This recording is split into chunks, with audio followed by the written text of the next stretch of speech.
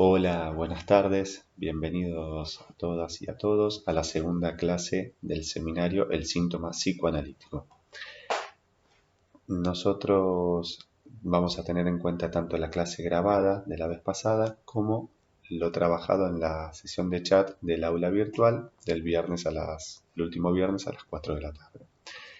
Teniendo en cuenta justamente esas dos referencias, vamos a dar inicio a trabajar la conferencia 16 de Freud, Psicoanálisis y Psiquiatría. Nosotros ya situamos varias cuestiones, ¿no? Por ejemplo, que se trató de 28 conferencias dictadas por Freud en la Universidad de Viena entre 1915 y 1917, que esta conferencia, la 16, es la que inaugura el eje o la temática de la doctrina general de la neurosis. Después vamos de alguna forma a interrogar esto que acabamos de decir de que inicia este eje, porque si leemos las conferencias previas vamos a ver que hay una continuación lógica, una articulación lógica entre estas conferencias. Vamos a decir algo de esto más adelante. Bueno, la clase pasada nosotros pusimos mucho énfasis en resaltar lo que va a ser el trabajo de todo el año, como también en transmitir la idea de que el concepto o la definición de síntoma no es homogénea, sino que es un concepto o una definición dinámica. ¿Qué quiere decir esto? Que varía según el armazón o el marco teórico desde el cual uno se posiciona. O sea, el síntoma no es un concepto que posee un valor en sí mismo, sino que va a depender de ese marco o ese armazón teórico en el cual uno se ubica o desde el cual se posiciona para leer. Bueno, claro que entre las definiciones de las distintas teorías o de las distintas posiciones vamos a encontrar puntos en común o puntos de confluencia. Pero si empezamos a hilar fino, como se dice, vamos a encontrarnos con esas diferencias y esos puntos de no confluencia, ¿no? Vamos a decirlo así. Bueno, yendo puntualmente a la conferencia 16. Freud va a ubicar, decíamos, a todas las conferencias de alguna forma en una línea de continuidad. La presentación que Freud hace no tenemos que suponerla ingenua, todo lo contrario. Freud era muy metodológico en este sentido. ¿Y qué hace? Hace un armazón lógico justamente de la presentación. ¿Qué quiero decir? Arranca con los actos fallidos en las primeras 4 conferencias, después con los sueños y después con la neurosis. ¿Y por qué hace esto? Porque los actos fallidos y los sueños no son un patrimonio exclusivo de los neuróticos o de los enfermos, ¿no? Podríamos llegar a leer en las conferencias ese término. Sino que los actos fallidos y los sueños son un patrimonio de todos. Y Freud justamente hace esto para ir ganando la aceptación del público respecto de lo inconsciente.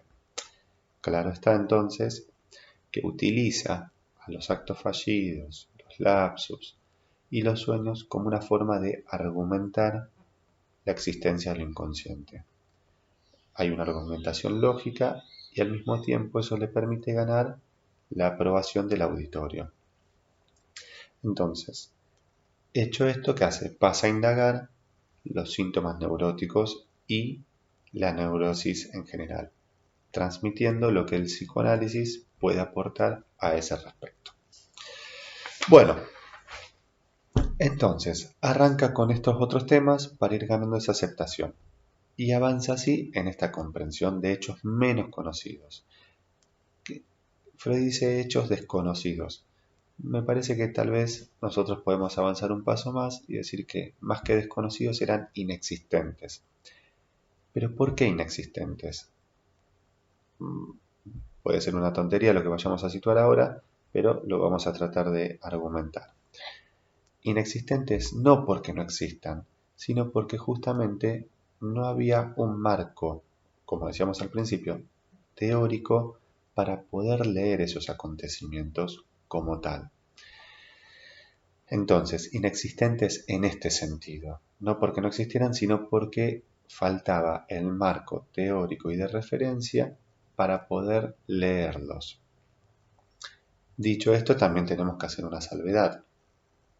Otros autores, como por ejemplo Charcot, estaban armando armazones teóricos para leer estos fenómenos, vamos a situarlo así por ahora. Incluso, bueno, hace muy poco el profesor titular subió un escrito de justamente la relación entre Freud y Charcot. Para los que no lo saben, Charcot fue un médico francés que fue uno de los maestros de Freud, uno de los maestros más influyentes.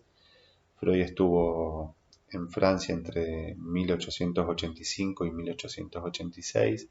Se formó con Charcot y fue un maestro muy influyente hasta incluso en la primera concepción del trauma con la que Freud trabajó, que nosotros podríamos situar de alguna forma como esta donde un acontecimiento de carácter sexual dejaba marcas no en lo físico, sino en lo psíquico. Por supuesto que entre Charcot y Freud hubo notorias diferencias. Por ejemplo, para Charcot la histeria se terminaba reduciendo en última instancia a cuestiones orgánicas o fisiológicas, ideas de las que Freud rápidamente se fue separando, ¿no? O distanciando. Pero bueno, volviendo a lo que situaba, inexistentes en tanto no había un marco teórico para leerlos, aclarando que otros autores contemporáneos a Freud, hasta incluso un poco antes, como Charcot, estaban armando, pero con diferencias. Entonces, bueno, autores que también se abocaban a enfermedades del sistema nervioso, como se les decía en ese momento.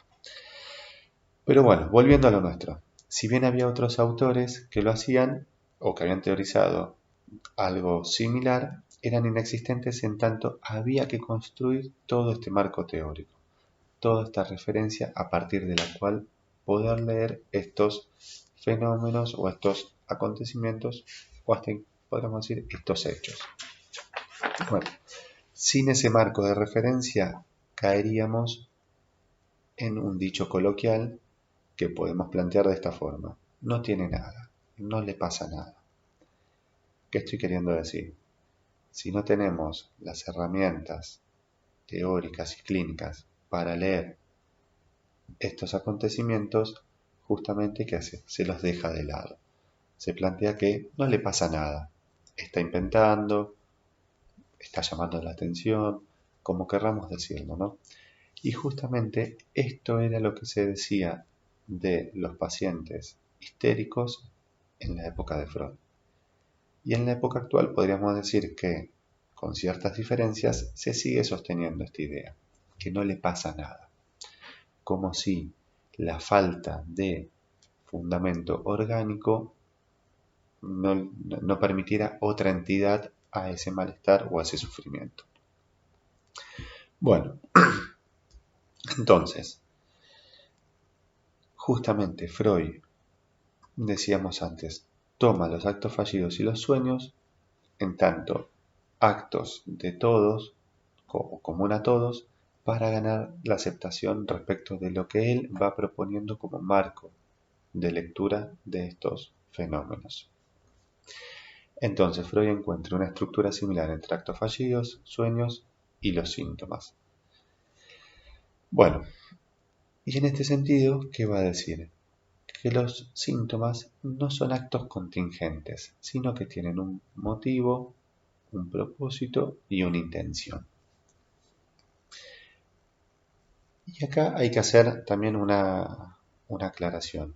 Nosotros ubicamos actos fallidos, sueños y síntomas, pero nos estamos salteando algo que Freud menciona y que es importante, porque él habla de los actos fallidos, los sueños y empieza a hablar de la neurosis, pero por la vía de la acción sintomática para pasar después al síntoma.